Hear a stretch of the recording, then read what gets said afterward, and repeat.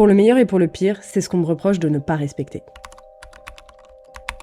On me reproche de faire du mal à mes enfants, on me reproche de faire du mal à ma famille, on me parle de don de soi, de dévotion, de sacrifice pour ma famille. Ça, c'est le genre de commentaires que j'ai eu sur ma première vidéo où je parlais de divorce. Et sincèrement, je me pose vraiment la question, est-ce que vous êtes né en 1920 ? Est-ce que vous avez déjà entendu parler de santé mentale ? Est-ce que vous êtes au courant qu'on peut être en couple et en dépression ? Pour le meilleur et pour le pire, est-ce qu'on peut parler de cette expression pour le pire ?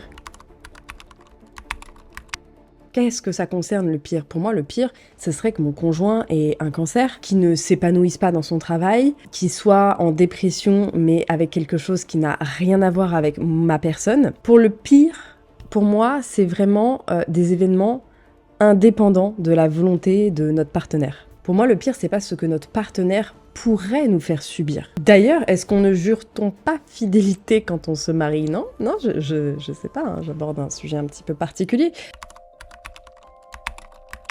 Il faut savoir qu'aujourd'hui, à peu près 50% des mariages qui ont plus de 9 ans se soldent par un divorce, et la première cause de divorce, c'est l'infidélité. Et forcément, moi je me pose la question, qu'est-ce qu'on fait quand il n'y a plus aucune confiance dans un couple ? Est-ce qu'on continue à se battre ? Est-ce qu'il faut laisser le conjoint nous manquer de respect sous prétexte de dévotion à la famille, de se sacrifier ? Est-ce que c'est bien de continuer à faire des efforts pour une personne qui ne nous en propose pas autant ? Et ce qui est intéressant d'observer, notamment avec ce commentaire d'homme que j'ai pu retrouver sous ma vidéo, c'est qu'il me dit que j'incarne le problème actuel des couples.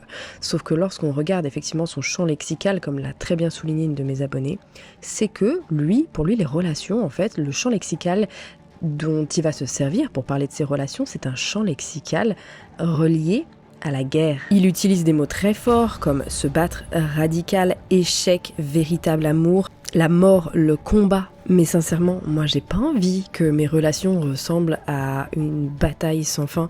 Moi j'ai envie que ça soit fluide. Est-ce qu'il faut continuer du coup à faire vivre les enfants dans des climats de famille hostiles, négatifs, difficiles, voire carrément violents ? Sous prétexte que seuls les enfants des couples mariés en fait auraient une vie incroyable. Je sais pas, je vous pose sincèrement la question parce qu'au vu des commentaires que j'ai reçus dans ma dernière vidéo, j'ai l'impression d'être une mère sincèrement indigne. Je vous en ai parlé dans une story sur Instagram et là j'ai reçu des tonnes d'histoires. Des histoires très personnelles et très touchantes et beaucoup d'entre vous m'ont raconté avoir vécu effectivement toute leur enfance dans des climats très violents, très tristes, très malheureux parce que leurs parents finalement n'avaient absolument rien à faire ensemble et justement, le fait qu'ils restent ensemble sous le même toit crée un environnement de destruction, un écosystème de malheur. Combien d'enfants, de parents qui auraient dû divorcer, qui ne l'ont jamais fait, sont aujourd'hui en thérapie ? Beaucoup d'entre vous m'ont confié avoir une mère dépressive, voire une mère alcoolique, parce qu'elle n'a jamais osé divorcer de son mari.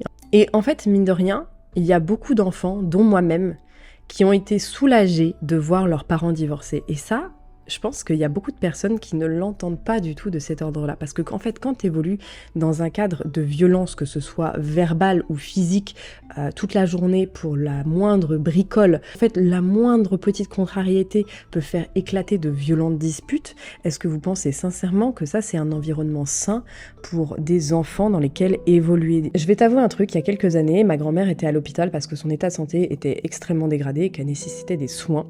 Sauf qu'elle voulait rentrer tout simplement pour mourir chez elle. Et devine ce qui s'est passé, mon grand-père ne voulait pas justement qu'elle rentre chez elle et lui a dit devant moi, je vais te mettre un coup de fusil et te jeter dans la Seine, comme ça ce sera réglé.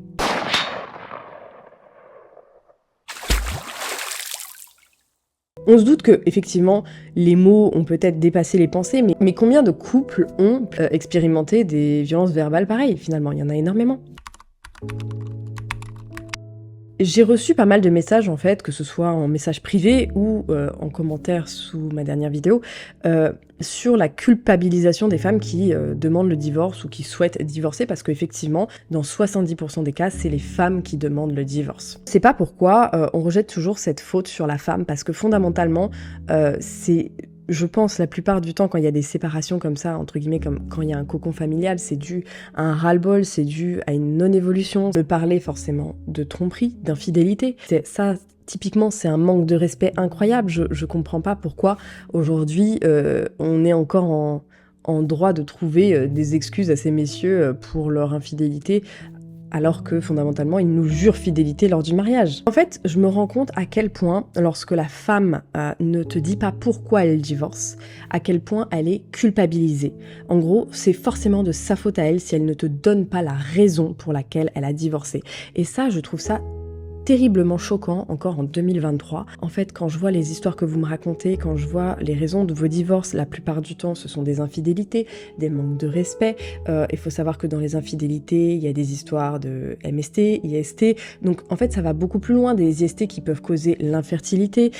Ça peut être aussi des histoires tout simplement de violence physique, de violence verbale, d'emprise, d'éloignement de la famille, des hommes absolument pas responsables, conduite sous l'emprise de stupéfiants, des peines de prison, ce genre de choses. Ou alors des hommes qui ont aucune notion de l'argent et qui dépensent sans compter et qui mettent leur famille en danger à la Banque de France, ce genre de choses. Finalement, en fait, c'est des histoires qui sont très très graves et je me rends compte à quel point on est beaucoup à ne pas révéler pourquoi on a divorcé et à quel point on se fait accabler parce que pour les gens, en fait, si on divorce, c'est forcément de notre faute. J'aimerais sincèrement qu'on arrête ce jugement parce que ça devient très lourd, très chiant et mine de rien, on passe un temps incroyable à se justifier et ça n'en vaut clairement pas la peine. Et le jugement, j'en ai eu tellement dans les commentaires de ma dernière vidéo quand j'ai dit que j'osais passer d'une maison où je suis en location, à un appartement. Le nombre de jugements que j'ai eu à ce sujet, comme quoi j'étais une mauvaise mère de faire passer mes enfants dans un appartement, comme si aucun enfant sur cette terre n'avait été élevé en appartement. Bon, je sais pas, hein. Vous avez été très chanceux, dis donc, sur YouTube, vous avez tous vécu en maison avec jardin, bah dis donc, félicitations, hein, vous êtes nés avec une cuillère en argent dans la bouche, bref. Et pareil, on m'a aussi reproché le fait que je veuille un parking privé pour ma voiture. Parce que oui, c'est extrêmement galère de trouver des places dans Rennes pour se garer, et le fait que j'ose évoquer le fait que je veuille une place de parking, mon Dieu, ouh là là, la duchesse veut une place de parking, bah oui, c'est quand même plus pratique quand t'as des enfants, quand t'as des courses, quand t'as des chiens, quand tu veux remonter tout le monde en même temps, de pas passer 50 heures à chercher une place de parking dans la rue pour te retrouver à payer un parking souterrain. Non, vraiment, non, je comprends pas pourquoi en fait les gens veulent une place de parking quand ils sont en appartement. C'est très simple aujourd'hui de garer sa voiture sur sa terrasse, il suffit de la mettre dans l'ascenseur, hop, tu la mets sur ta terrasse, tu rentres dans l'appartement avec.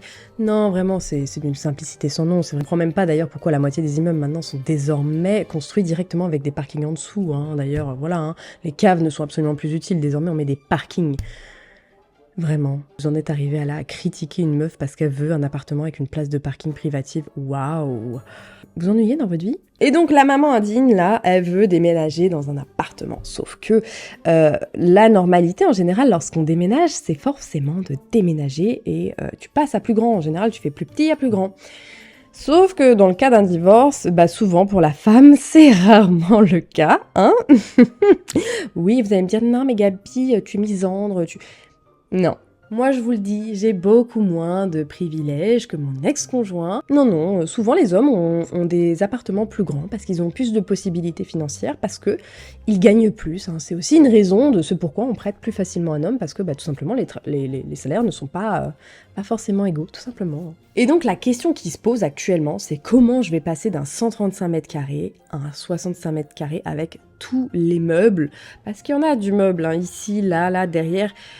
Comment faire pour compresser une maison de 135 mètres carrés dans 65? Je sais pas vous, mais moi sur internet, je trouve toujours des vidéos d'aménagement de grandes maisons, d'espaces somptueux, volumineux, tout ce que tu veux, mais je ne trouve jamais de vidéos qui parlent de petits logements, parce que bah ouais, ça fait clairement moins vendre, on va se le dire. Où sont les tutos YouTube pour nous montrer comment trier sa vie? Et non, j'en ai marre que vous me parliez de Marie Kondo. Parce que les pliages où tu mets 50 heures pour plier un slibard, franchement, merci mais non merci. Je me suis débarrassée de la majorité de ma charge mentale, c'est pas pour m'en rajouter s'il vous plaît. Comment en fait organiser sa maison sans casser son PEL, sans avoir à racheter tout le mobilier, parce que c'est vraiment ce que je vais essayer de faire, parce que franchement je suis ric-rac, hein, qu'on se le dise. Comment faire tenir dans un appartement de 65 mètres carrés, 2 enfants, 2 chiens, un bureau, puisque oui, je vais travailler dans mon nouvel appartement, 10 ans de souvenirs dans 65 mètres carrés qui pour moi me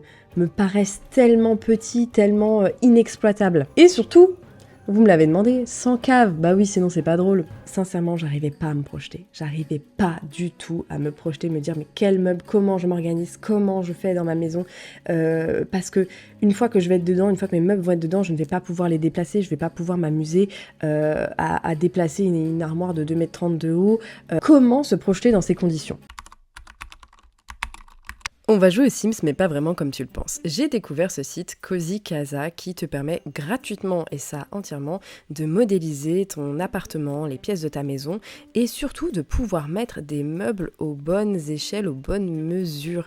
Et ça, en fait, je trouve ça juste génial. Alors, ça prend un petit peu de temps parce qu'il faut que tu relèves quand même pas mal de mesures. Donc moi, j'avais déjà un plan, mais effectivement, il faut relever des codes supplémentaires. D'ailleurs, petit conseil sur Cozy Casa, je te conseille très vivement de modéliser simplement pièce par pièce parce que c'est beaucoup plus simple. Lorsque tu modélises tout ton appartement, c'est extrêmement chronophage. Et ce qui est génial, c'est que tu peux modéliser en fait ton plan en 3D et ça te donne vraiment grosso modo l'espace, ce que tu veux avoir. Tu peux avoir toutes les cotes et je trouve ça vraiment hyper intéressant pour éviter en fait de déplacer 55 fois tes meubles et te faire détester par tes voisins du dessous, à moins que tu sois au rez-de-chaussée. Mais bref, voici comment est modélisé mon appartement. Bon, il y a des pièces que j'ai pas encore fait comme la cuisine parce que ça sera vraiment un autre chapitre, je pense, qui sera entièrement dédié dans une vidéo tellement il y a de choses à dire dessus. Mais grosso modo, donc là j'ai modélisé tous mes meubles. Ici par exemple, c'est mon meuble télé que je pense mettre dans l'entrée, sauf qu'effectivement dans l'entrée, j'ai peur que ça gêne en fait entre la porte du salon, que ça soit un petit peu ric-rac parce que ça me laissera que 60 cm pour passer et je pense que 60 cm pour passer c'est pas top. Pareil, j'ai un grand canapé d'angle amovible en 3 pièces et effectivement quand j'ai acheté ce canapé chez Ikea, j'ai un peu craqué mon slip en me disant ouais c'est amovible, je peux le modéliser comme je veux, bref c'est pas top. Là pareil, j'ai mes petits buffets de cuisine qui, je voulais de base les mettre dans le salon, mais je pense qu'il serait préférable de les mettre finalement dans la chambre des enfants et de mettre le deuxième meuble télé, je sais pas, dans le salon. Bref, c'est toujours pas évident. Et pareil pour la chambre, j'ai un grand lit de 160 avec des tiroirs en dessous, donc ce qui est bien en fait, parce que ça me donne du rangement supplémentaire, mais en fait la chambre est tellement petite que si je mets mes meubles comme ça, eh bien je dois sacrifier des tiroirs ou du moins je peux pas les ouvrir complètement, donc c'est problématique. Et une d'entre vous sur Instagram m'a dit de mettre le lit en fait contre la porte. Et alors toutes celles qui me disent de ne pas dormir à côté de la porte, vraiment, ça c'est des conseils de riches, hein. Voilà, je n'ai pas la possibilité de faire 36 solutions. Et pareil, vous avez été beaucoup à me dire mais ne dors pas en face d'un miroir. Ce n'est pas feng shui. Là aussi, je vous rétorquerai que c'est un problème de riche. Et là, pareil, j'ai pu mettre mon miroir à l'échelle pour voir un petit peu comment ça ferait et voir si ça peut passer dans ma chambre. En tout cas, j'aime beaucoup cette disposition. Peut-être celle-là serait plus agréable, je ne sais pas, mais il faudrait que je fixe le miroir au mur. Et comme c'est du placo, je suis pas sûre que ça soit viable. Pareil pour ce qui est de la chambre des enfants, mais alors là, j'ai fait l'erreur de choisir un lit Ikea que j'adore, le Koura, sauf que j'ai un renfoncement en fait dans le mur et le Koura ne passe pas à 3 cm près. C'est extrêmement frustrant. Donc je me suis dit, pourquoi pas déjà récupérer peut-être mes buffets de cuisine pour les mettre dans la chambre des enfants pour faire des rangements supplémentaires parce que je n'ai que 8 cases de Kallax en termes de rangement pour eux, donc pour ranger leur linge, leurs livres et leurs jouets, et surtout que le Koura, tu ne peux pas en fait stocker des rangements en dessous parce que tout simplement le Koura ne dispose pas d'une surélévation si on peut dire, et vraiment enfin voilà, moi j'adore, je peux modéliser exactement au centimètre près les meubles. Alors c'est pas exactement les mêmes meubles mais bon on retrouve les basiques Ikea, hein, j'ai envie de dire, ça c'est du Ikea, oui j'aurais dû bosser chez Ikea, hein, voilà je sais, et donc je suis parvenue à cette déco là que je trouve plutôt harmonieuse dans la chambre des enfants, et peut-être que plus tard je leur rachèterai un lit superposé plus petit avec les normes françaises parce que Ikea les lits font 2 mètres, donc ça veut dire qu'il faudrait que je rachète un lit superposé plus 2 matelas, ce qui est vraiment pas donné, mais en tout cas je pense que cette disposition là serait en attendant la plus efficace, et quand je pourrais racheter le lit je le mettrai ici parce que là ça ne passe pas, donc je suis obligée de forcer pour vraiment leur faire une chambre digne de ce nom. Je sais pas ce que t'en penses. En tout cas, si tu as des suggestions concernant l'aménagement de ma maison, parce que mine de rien, il y a beaucoup de choses que je ne peux pas faire à cause des radiateurs, à cause des portes-fenêtres, à cause des portes. Tu penses avoir une meilleure idée, je serais très curieuse de l'entendre. Mais la finalité, avant tout, c'est que je vais devoir me séparer de certains meubles et pas mal d'entre eux. Donc si jamais tu veux par exemple un pack Sika à prix réduit, une commode ou encore des petits bureaux ou des petites tables basses, meubles à plantes ou alors des meubles de rangement dans le garage, un purificateur d'air. Bref, j'ai pas mal de meubles à vendre mais surtout, j'ai énormément de tri à faire, mais alors là je suis pas prête parce que j'ai gardé tous les vêtements de mes enfants de leur naissance jusqu'à aujourd'hui, quasiment leurs 9 ans. Donc ça veut dire que j'ai 9 ans de vêtements à trier. Du coup moi-même je dois faire du tri dans ma propre penderie parce que je ne pourrais pas garder tous mes vêtements. C'est impossible.